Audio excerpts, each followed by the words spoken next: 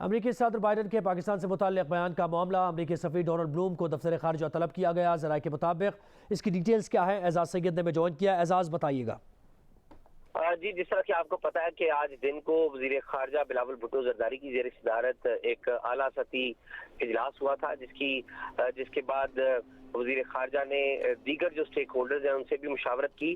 اس کے بعد آج شام کو امریکی سفیر کو وزارت خارجہ طلب کیا گیا اور انہیں سفارتی ذرائع کے مطابق ایک احتجاجی مراسلہ ان کے ہاتھ میں تھمایا گیا، جس میں امریکی صدر کی طرف سے جو پاکستان کے ایٹمی اثاثے ہیں ان کے حوالے سے جو ریمارکس دیے گئے ہیں اس پر ناپسندیدگی کا اظہار کیا گیا ہے، اور ساتھ ہی ساتھ بتایا گیا ہے کہ پاکستان کے جو ایٹمی اثاثے ہیں وہ بالکل محفوظ ہیں، ان کے تحفظ کے لیے، ان کی پروٹیکشن کے لیے جدید ترین جو سسٹم ہے وہ ان کو نصب کیا گیا ہے۔